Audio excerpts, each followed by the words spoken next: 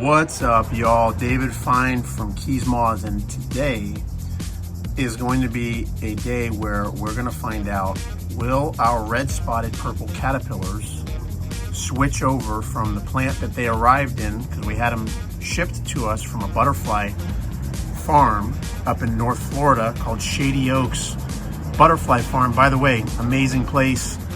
Check out their website, links in the description. Shady Oaks Butterfly Farm, North Florida. But they are raising red spotted purples, and I got a pretty good deal on these 10 caterpillars. Actually, they sent me 11, I think, and a couple eggs. But the whole thing is, will they switch over onto the host plant that I gave them, because I don't have the host plant in South Florida that they were raising them on in North Florida. So today's going to be an interesting video. I've got some fresh cuttings.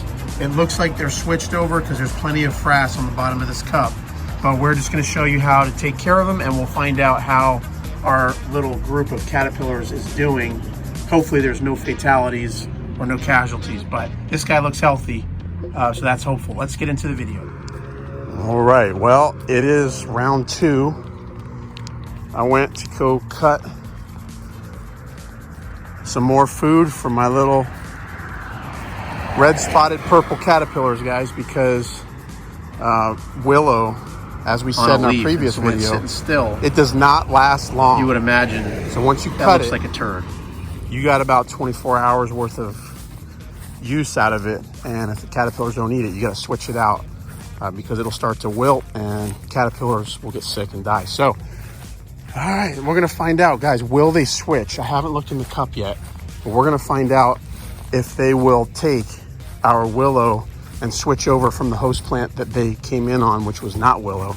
And that's always a risky thing. So let's see how we do. All right, when we are getting ready to change out the food in our caterpillar containers, guys, you gotta make sure you're a little bit prepped so that it goes smoother. And first thing I did is went and cut fresh willow.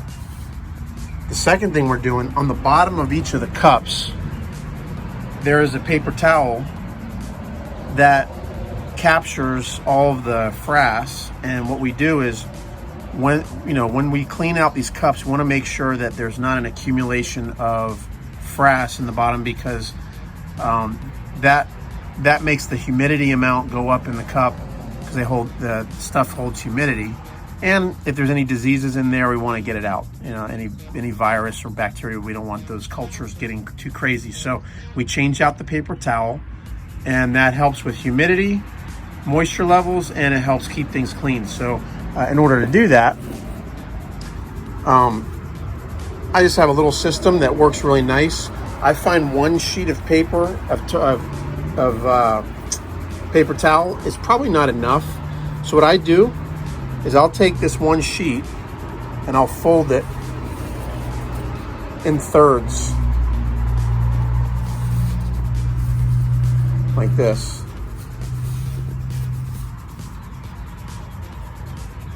Okay, so that's one sheet of paper folded into thirds, and then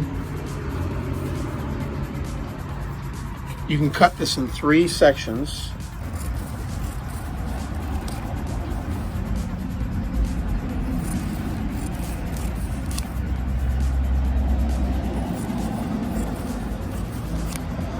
So out of one paper towel, I get 3 nice tri-fold squares, and that's a good amount of padding on the bottom to absorb moisture, because I think 1 layer of paper towel is probably not quite enough. So I like to use a 3 folded one. That'll do 3 cups. So I'm just going to cut the rest of these, and then we'll get to changing out, cleaning our containers, and feeding our caterpillars. All right, we have a stack of tri-fold paper towels cut. I've got my willow primed and ready to go in the water picks. But the first thing I want to do, I want to check out how our eggs are doing and see if they've hatched. Now, you can see that there's a piece of willow I put in about 18 hours ago, and it's starting to turn brown already. But it looks like there might be frass inside the cup, which means that there may be hatches. So guys, let's go in and find out what's going on inside of this cup here. I'm gonna try to take this thing out.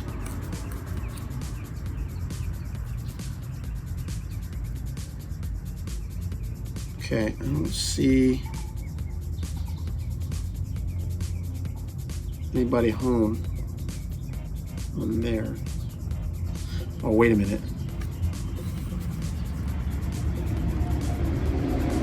All right, guys, look, check it out.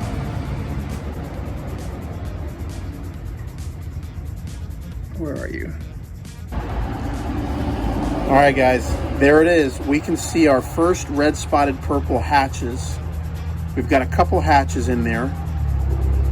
This little brown dude right here is the his very first day of life outside of the egg. And that is pretty cool. And we can see the egg right here, the eggshell where he came out of. And that's awesome. So now, will they take willow? Guys, when they're this small, it's really delicate because they need the brand new growth. So what I did is I got a couple of these little brand new shoots, willow shoots that I saw just sprigging off of these branches. That's the kind of stuff that a hatchling would eat. So what I'm going to do, I'm actually going to transfer to a bigger cup. And I'm going to put these willow sprigs in here. Let me just cut that off so that it fits. And then I'm going to take my hatchling, just like that, and I'm going to put the hatchling, the little piece of leaf. I'm not handling the caterpillar, guys. I'm picking it up by the leaf. And I'm just going to put it rest it right on there. And then the hatchling, as it's looking for fresh food, will crawl onto the new leaves. So if I look in here, are there any other caterpillars? Yes, there is. There's one more. There is one more. Right there. There it is, guys. Red spotted purple hatchling.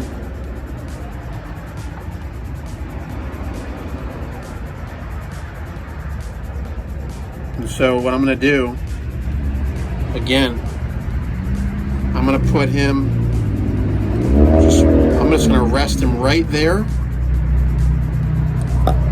Oops. Try and get it so that it's actually on the plant. There we go. And since the rest of these eggs are hatching, I'll probably just transfer the other eggs into the cup.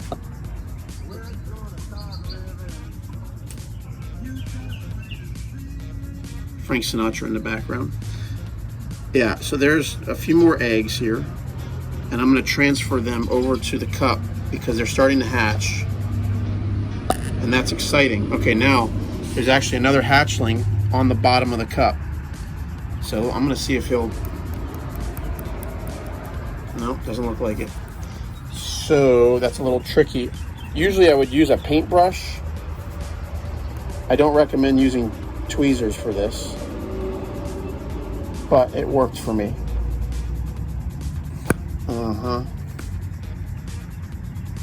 There he is, right on my end of my tweezers there.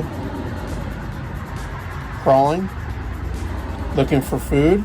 But usually I'd use a paintbrush because the paintbrush would be a lot more gentle than a pair of metal tweezers. But I'm just gonna brush him right onto one of these leaves. Just like that. And then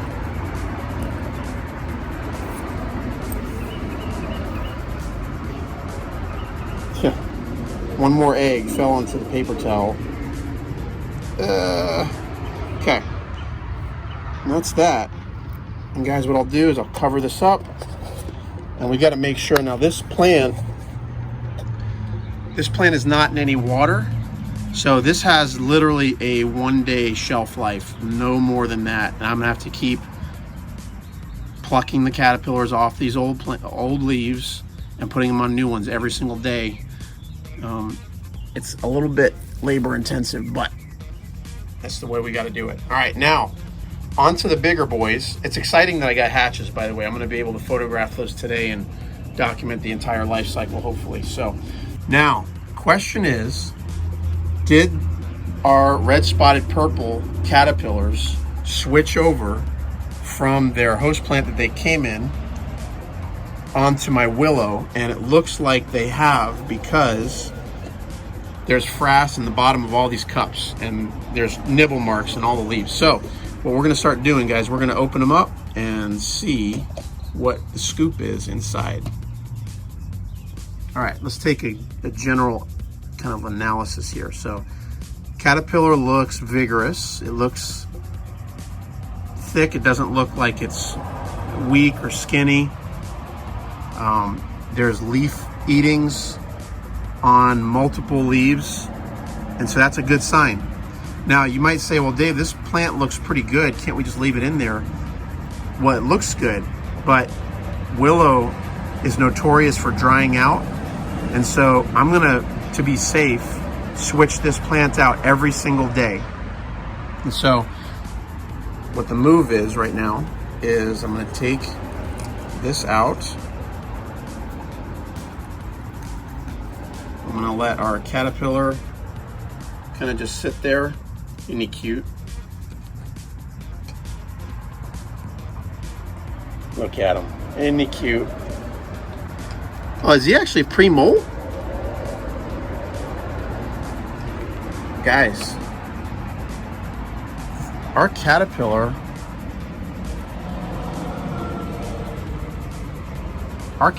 might be pre-molt going into final instar already.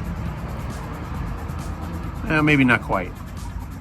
It looks like that bigger head capsule might have been coming in behind the little one, but in the front, but I'll just wait and see. But guys, here we go. So I got my water pick. It probably needs a little bit of water. I'll put more water in there in a minute, but what we're gonna do is we are going to get a piece of willow.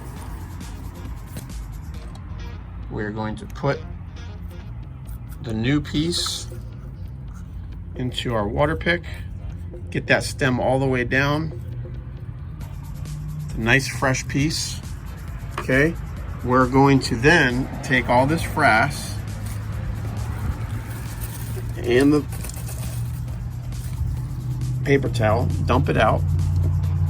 We'll get a new one, put it in.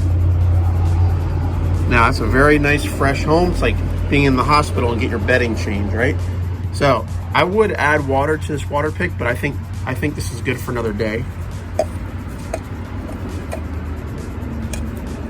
Try to get this in without breaking the stem. Now that is nice fresh leaves right there. Now,